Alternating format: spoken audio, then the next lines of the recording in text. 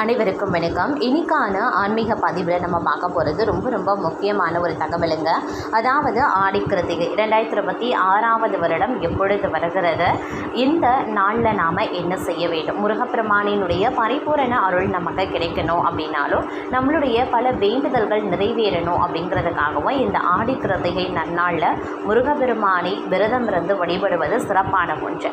அப்படிப்பட்ட இந்த ஆடிக்கிருத்திகை அன்று நாம் செய்யக்கூடிய ஒரு முக்கியமான வழிபாடு பற்றியும், ஆடி கிருத்திகை எப்பொழுது வருகிறது, அதற்குண்டான நேரம் காலம், வழிபடக்கூடிய முறை எல்லாத்தை பற்றியும் தான் இன்றைக்கி வீடியோவில் தெரிஞ்சுக்க போகிறோம். ஸோ இந்த பதிவு உங்களுக்கு மிக பயனுள்ள விகிதத்தில் இருக்கும். வீடியோவை ஸ்கிப் பண்ணாமல் கடைசி வரைக்கும் பாருங்கள். வீடியோக்குள்ளே போகிறதுக்கு முன்னாடி இது வரைக்கும் நீங்கள் நம்ம சேனலை சப்ஸ்கிரைப் பண்ணலை அப்படின்னா உடனே சப்ஸ்கிரைப் பண்ணிக்கோங்க.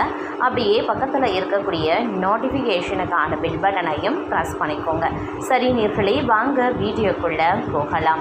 முருகப்பெருமானுக்குரிய மிக முக்கியமான வழிபாட்டு நாட்களில் ஒன்று ஆடிக்கிருத்திகை. பொதுவாக குழந்தை பாக்கியம், வேலை, திருமணம் ஆகியவற்றிற்காக முருகப்பெருமானிடம் வேண்டிக் கொள்பவர்கள் கார்த்திகை விரதம் இருப்பது சிறப்பானது.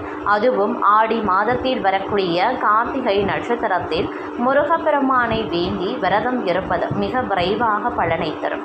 இந்த நாளில் முருகப்பெருமானின் அறுபடை வீடுகளில் ஏராளமான பக்தர்கள் காவடி எடுத்தும் பால்குடம் எடுத்தும் வேண்டுதல் நிறைவேற்றுவார்கள். முருகனுக்கு இந்த நாளில் பால் அபிஷேகம் செய்வது மிகவும் சிறப்பானது அப்படின்னு சொல்லலாம். நட்சத்திரங்களில் கிருத்திகை அல்லது கார்த்திகை நட்சத்திரம் முருகப்பெருமானை வழிபடுவதற்கு மிகவும் ஏற்றதாகும்.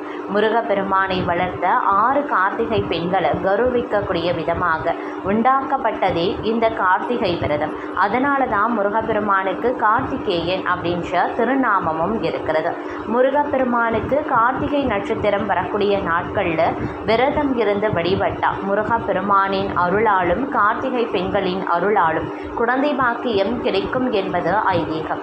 மாதந்தோறும் கார்த்திகை நட்சத்திரம் வந்தாலும் சில குறிப்பிட்ட மாதங்களில் வரக்கூடிய கார்த்திகை நட்சத்திரம் மிகவும் விசேஷமானதாகவே பார்க்கப்படுகிறது. கார்த்திகை விரதங்களில் ஆடி மாதத்தில் வரக்கூடிய ஆடி கிருத்திகையும், தை மாதத்தில் வரக்கூடிய தை கிருத்திகையும் மிகவும் உயர்வானதாகவே கருதப்படுகிறது. ஆடி மாதம் அம்மன் வழிபாட்டிற்கு மட்டுமின்றி முருக வழிபாட்டிற்கும் மிகவும் ஏற்றதாகும். இந்த மாதத்தில் வரக்கூடிய கார்த்திகை ஆடி கார்த்திகை அப்படி இல்லைன்னா ஆடி கிருத்திகை அப்படின்னு பக்தர்களால் கொண்டாடப்படுது. குழந்தை வரம் வேண்டுபவர்கள் ஆடி கிருத்திகையில் கார்த்திகை விரதம் இருக்க துவங்கி தை கிருத்திகையில் நிறைவு செய்ய வேண்டும். இப்படி விரதம் இருந்தால் அவர்களுக்கு நிச்சயம் குழந்தை பேறு கிடைக்கும் அப்படிங்கிறது ஐதீகம். அதே மாதிரி ஆடி கிருத்திகை இந்த ஆண்டு ஆகஸ்ட் 6 வருவதாக கேலண்டர்களில் குறிப்பிடப்பட்டிருக்கு.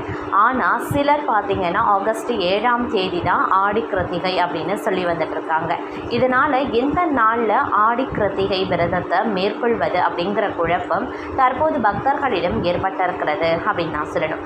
ஆடி கிருத்திகை 2026 ஆகஸ்ட் 7 வெள்ளிக்கிழமை, கார்த்திகை ஆகஸ்ட் 6 நட்சத்திரம் பார்த்திங்கன்னா மாலை 6:19 துவங்கி கார்த்திகை ஆகஸ்ட் 7 நட்சத்திர நிறைவு மாலை 4:51 முடிவடைகிறது. ஆகஸ்ட் 6 அன்று மாலைக்கு பிறகே கார்த்திகை நட்சத்திரம் துவங்குகிறது.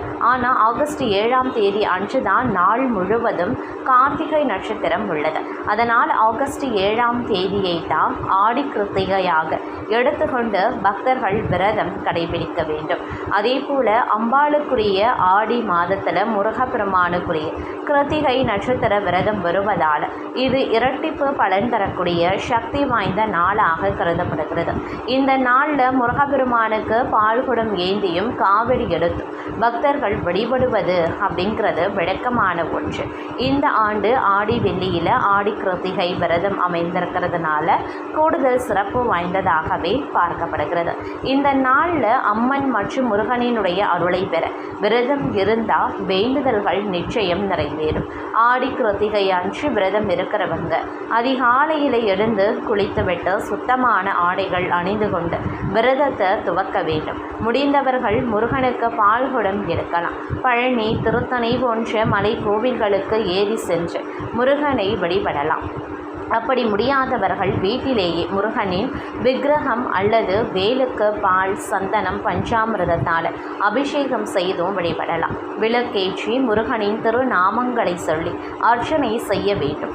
மாலை வரை விரதம் இருந்து மாலையில் வீட்டில் செய்த பஞ்சாமிர்தத்தை முருகனுக்கு நைவேத்தியமாக படைத்து அதை பிரசாதமாக சாப்பிட்டு விரதத்தை நிறைவு செய்யலாம்.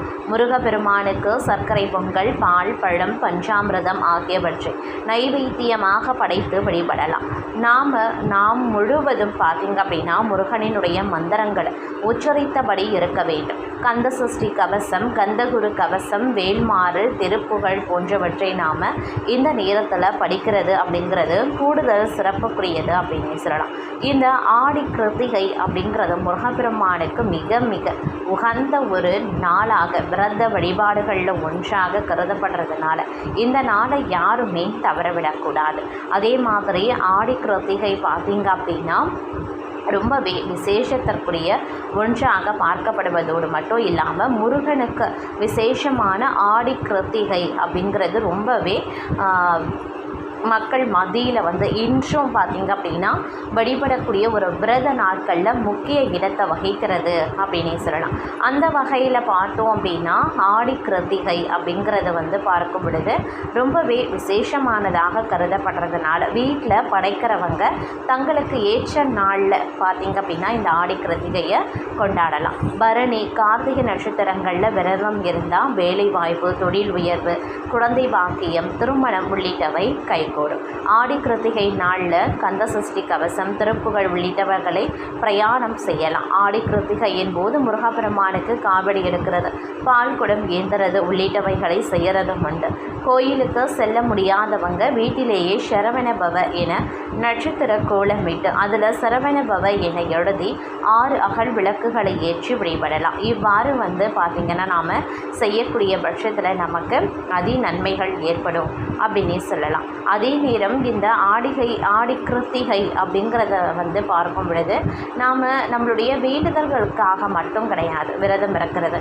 பரிபூரணமான அருள் நமக்கு கிடைக்கணும், முருகப்பெருமானினுடைய அருள் நமக்கு கிடைக்கணும் அப்படின்றவங்க கூட பார்த்திங்கன்னா இந்த விரதத்தை தாராளமாக மேற்கொள்வாங்க. இந்த காலத்திலையும் பார்த்திங்க அப்படின்னா மக்கள் விடாமல் ஒரு விரதத்தை கடைபிடிச்சிட்டு வராங்க அப்படின்னு சொன்னால் அது இந்த ஆடி கிருத்திகை நாள் அதுவும் ஒன்று அப்படின்னு சொல்லலாம். முருகனுக்கு உரிய இந்த திருநாளில் நாம் முருகப்பெருமானை நினைத்து விரதம் இருந்து வழிபடுவதன் மூலமாக நம்மளுடைய வாழ்க்கை வளமாவதோடு மட்டும் இல்லாமல் நம்மளுடைய வம்சமே பார்த்திங்க அப்படின்னா செல்வ செழிப்புடன் வாழும் அப்படிங்கிறதுல எல்லளவும் சந்தேகம் கிடையாது அப்படிங்கிற ஒரு அருமையான ஆன்மீக தகவலோடு இன்றைய பதிவை நாம் நிறைவு செய்து கொள்ளலாம்.